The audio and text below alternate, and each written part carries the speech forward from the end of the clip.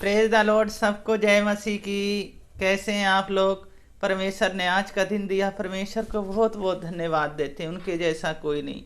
वचन के लिए प्रार्थना करेंगे। महान अनुग्रहकारी पिता परमेश्वर, वचन पढ़ते हैं, गहरी बातें, भेद की बातें बताएं, प्रत्येक जन को आपके हाथों में सौंपते हैं। सारा गौरव आदर महिमा आपको देते हैं। उद्धारकर्ता यीशु मसीह के नाम से मांगते हैं, आमीन। वचन पढ़ेंगे मत्ती 26 अध्याय 6 पद से 13 पद तक। जब वे यीशु बैतनिय्याह में सीमोन कोढ़ी के घर थे, तो एक स्त्री संगे मरमर के पत्र में बहुमूल्य इत्र लेकर उसके पास आई, और जब वह भोजन करने बैठा था तो उसके सिर पर उडेल दिया। यह देखकर उसके चेले ऋषि आए और कहने लगे, इसका क्यों सत्यानाश किया गया? इसे तो अच्छे दामों पर बेचकर कंगालों को बांट जा सकता था। यह जानकर यीशु ने उससे कहा, स्त्री को क्यों सताते हो? उसने तो मेरे साथ भलाई की है। कंगाल तो तुम्हारे साथ सदा रहते हैं, परंतु मैं तुम्हारे साथ सर्वदा ना रहूँगा। उसने मेरी देह पर जो इत्र उडेला है वे मेरे गाड़े जाने के लिए किया है।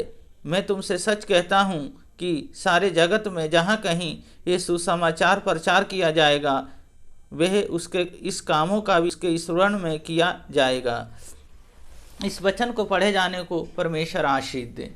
यीशु मसीह जी सीमोन कोढ़ी के घर में थे, जिसे यीशु मसीह ने चंगा किया था। तो वहाँ पे थे, स्त्री आई और संगे मरमर में इत्र लेके आई, यीशु के सिर पे उडेल दिया। और सब देख के चेले ऋषि आने लगे, कहने लगे, इसे तो अच्छे दामों में बेच के कंगालों को दिया जा सकता था। यीशु मसीह कहते हैं, कंगाल तो तुम्हारे साथ सर्वदा रहेंगे, पर मैं तुम्हारे साथ सदा ना रहूँगा। इसने जो मेरे लिए इत्र उडेला है, ये मेरे गाड़े जाने के लिए किया है। इसने जो भी किया, इसका नाम जहाँ भी सुसमाचार प्रचार किया जाएगा, इसका नाम लिया जाएगा। उसने यीशु मसीह को स्वागत किया, इत्र उडेल के, इत्र उनको लगा के। यीशु मसीह का गाड़ा जाने से पहले उनके ऊपर इत्र लगाया गया।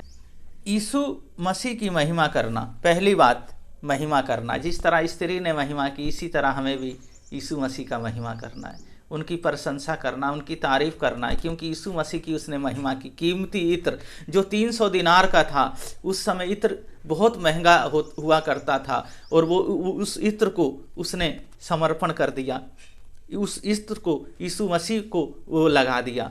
तो इस तरह अपने जीवन को हम उनकी महिमा करते हैं। इसी तरह जब हम महिमा करते हैं, वो हमारे जीवन में कार्य करते हैं।